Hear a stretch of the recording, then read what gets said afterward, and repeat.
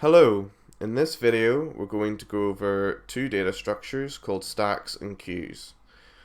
Stacks and queues are very similar to each other and so are often talked about together.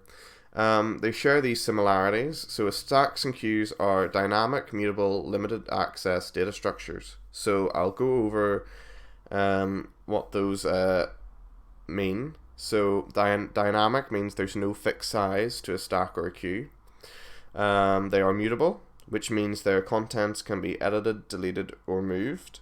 But they are limited access data structures, so elements can only be added or removed from a specific part or parts in the data structure. They are also sometimes called adapter classes, and what that means is that for most languages, you simply cannot define a stack or a queue as a stack or a queue.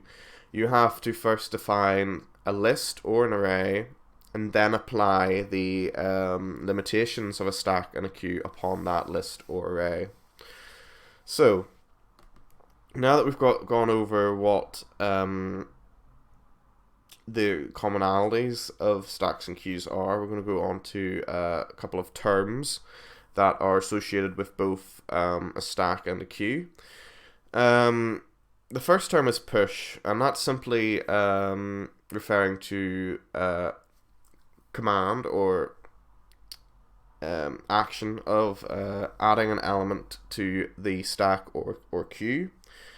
And there's also a pop command, which is to remove an element from a stack or a queue. And a very useful command, which is often included in stacks and queues, is the top or peak command, which returns the value of the top or front of the stack or queue. That's very useful, as if you carry out a top or peak command, you will be able to see the element that you're going to pop off the stack or queue.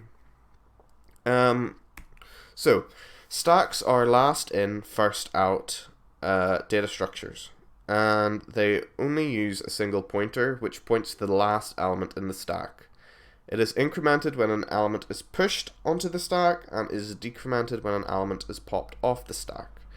So I like to think of stacks in terms of real world examples. So for example, a pile of dishes at a buffet.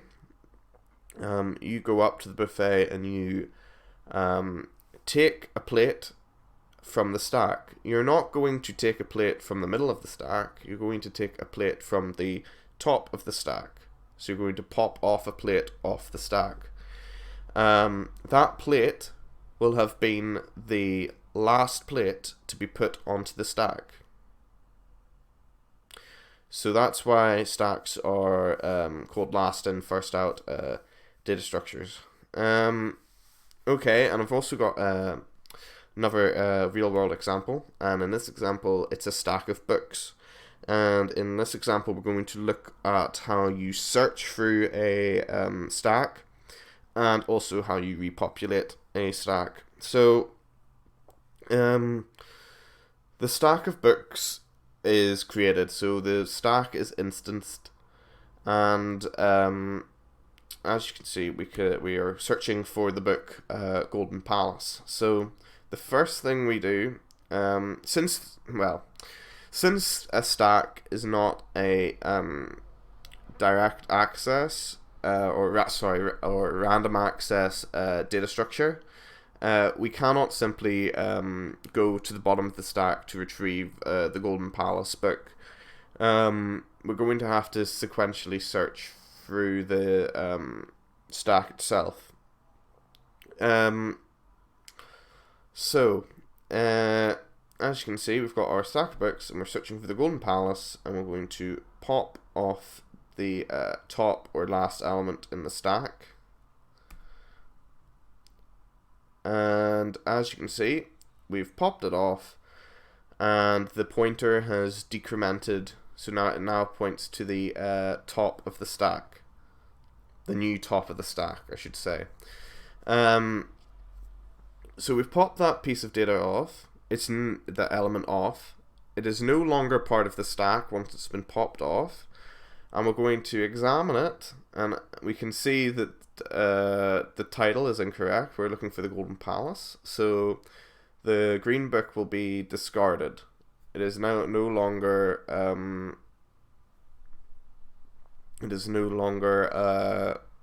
present. So we're going to now try again, but as you can see, it's the wrong book, and once it's been popped off, the pointer decrements, and wrong book, so it's discarded. So once an element is popped off the stack, it is no longer part of the stack. Very important to remember that. And now finally we're going to pop the top element off, and the Golden Palace book is found. Now, very interesting to note that whenever there's nothing in the stack, there will be the pointer points to a null value. If you try to carry out a pop on a stack that has nothing in it, it will throw an exception as there's no data to be popped off. So it was lucky we found our Golden Palace book there. So in order to repopulate the stack, we're going to have to put in the elements that were discarded. Remember that we're re-inputting this data into the stack here, since it was discarded when we were searching through. So we're pushing in the element bad idea, and then we're going to push in the other book, beautiful there, and then the pointer is going to increment there.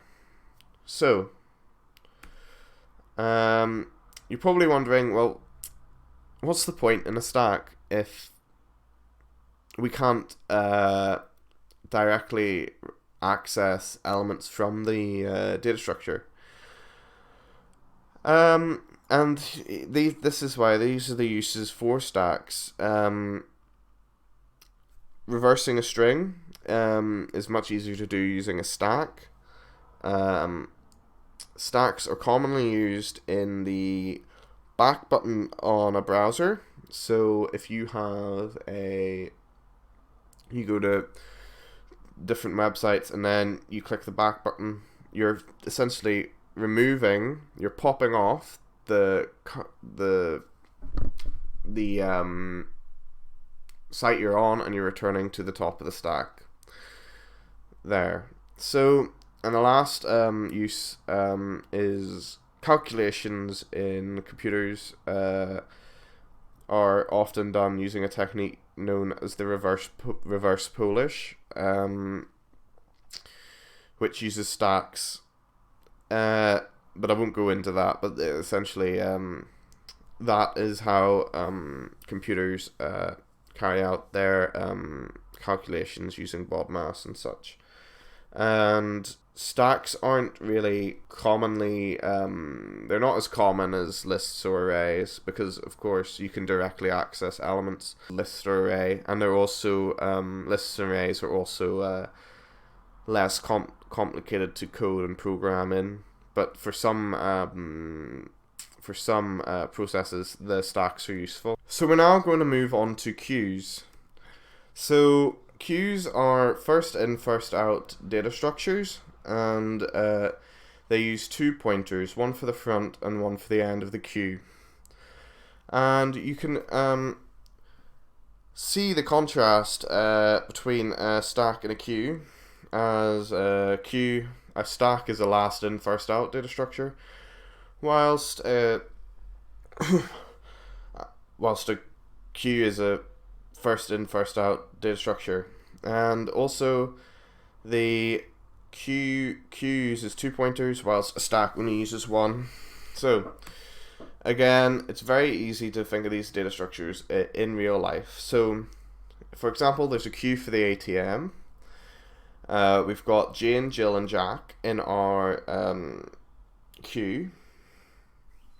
So imagine the queue contains Jane, then Jill, then Jack. Jane got there first, Jill, then Jack. So Jane will be the first person to leave. So, for example, another person comes along to use the ATM. James, for example. So here's James. And as you can see, whenever James joined, the AND pointer incremented there. So now it's pointing to the correct person there. Sorry, not the correct person. It's pointing to the last element in the queue there. It's important for that AND pointer to be there because it tells the computer where to put new elements into the queue, and the front pointer will tell the computer what element to pop off whenever the command is issued. So Jane is finished using the ATM, so we're going to pop Jane, and then everybody's gonna pop Jane off. The pointer should really have stayed in the same position, I believe. Well, for this we're just going to visually show you, but the pointer doesn't increment or decrement, the sort of the elements do. So now we're going to bring all our elements up there. So yeah, so it functions the same as a queue in real life. Now, the uses for queues, again, you'll probably be thinking, oh, well, what's the point? Because again, it's a limited access data structure. Why use those when we could use lists, arrays, and get the precise piece of data directly? Well, we use queues for a number of things. Mainly these three here. So printer queues and buffers. Whenever you queue something to be printed, it joins a queue. And those, if you have multiple things being printed, then they will all form a queue to be printed. That's using the first in, first out logic of a queue. Scheduling functions in programs, again, they form a queue. And CPU scheduling also uses queues as well to queue up the jobs to then be processed by the CPU. So that's the uses of queues, and again, they're more complicated to code than a list or an array would be, and they're fairly niche in terms of their use cases, but they are important to know as they all have both data structures have different efficiencies and things. So yeah, so that's the stacks and queues data structures theory video. I will go over how you code these data structures in another video, but for now, thanks for watching.